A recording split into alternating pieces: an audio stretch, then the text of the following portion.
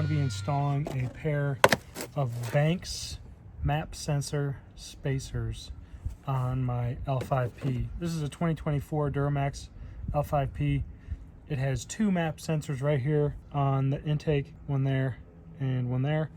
And these are notorious for being gunked up with the exhaust gases and whatnot, and just the stuff that gets recirculated through the engine with all the emissions crap on these engines. Over time, if it gets gunked up enough, yeah, it can cause a problem. It's easy enough to clean, but Banks sells these kits that are relatively inexpensive to help stretch the life of having to clean them. I still recommend you clean them, maybe every couple oil changes just to check on them. You can just use a simple MAF sensor cleaner like this. CRC makes one. I've cleaned these once before when I got the truck. They were filthy. That was around 28,000 miles. The truck now has around 33,000 miles on it. So we'll see how much it's changed since just that amount of time. Before you go and unplug anything, I would recommend you disconnect your two batteries. So you get the one over here on the passenger side and the one over there on the driver's side. I've already done that, and I'm going to dig into this now. Okay, to remove the sensors, we should disconnect the locking mechanisms on the clips, just like that, and then you can squeeze the back side of the clip and unplug it. This one on the back is a little bit different.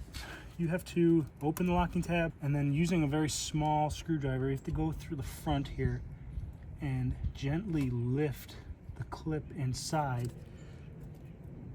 and then you can slip that one off. The bolts that hold those on are 10 millimeters, so I'm going to take those off. They shouldn't be very tight.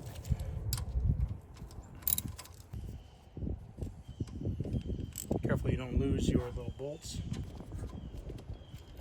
Then the sensors will just pop out of their spots. Gently tug on them.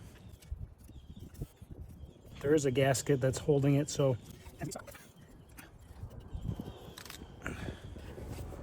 we go, we got that one. And we got that one. Let's take a closer look. All right, so here's that lower one.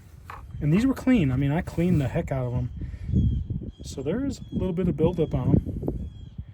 As you can see, not terribly bad, but they were a lot dirtier when I cleaned them at 28,000 miles. You can see this one, it's got a decent amount of gunk on it.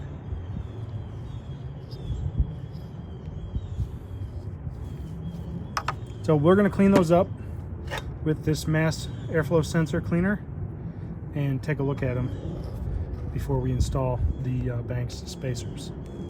All right, so I got the sensors cleaned up.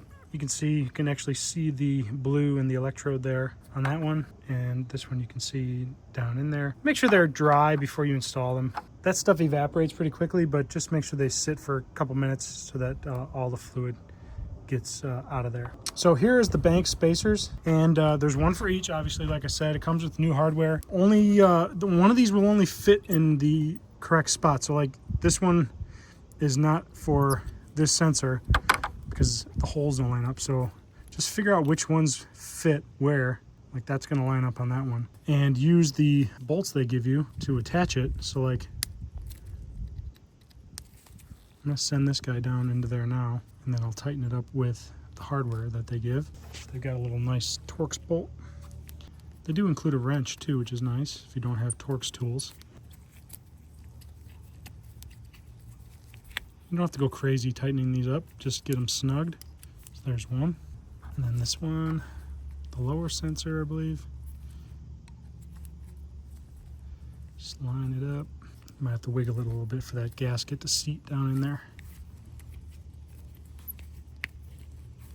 I don't expect to see or feel any difference right off the bat, but if it means I gotta clean these less often, then I'm all for it. All right, so I've got the sensors installed on the spacer from Banks, and now we can put the spacers with the sensors back on the intake. So take your sensors, line them up to where they go. This one goes here. Take the bolt they provide. And basically what this does is it pulls that sensor out of the stream of the intake with the exhaust in it, with the particulate, so that it still does what it does for the computer, but it's no longer getting contaminated by all those exhaust gases recirculating. Just make sure you get that nice and snug. While I'm here, I'm going to pop this sensor back on.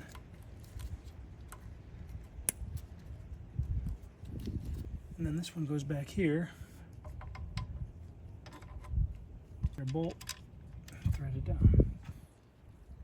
And take your sensor plug wire, slip it over, lock the connector, make sure everything's nice and snug. And that's basically it. Reconnect your negative battery terminals and you're done. I'll make another video in another couple thousand miles seeing how dirty those are, and we can compare them to how dirty they were after the 5,000 or 6,000 miles since I cleaned them last. If you like this video, give it a thumbs up. Love it if you subscribe. Stay tuned for new videos. We'll see you next time. Later.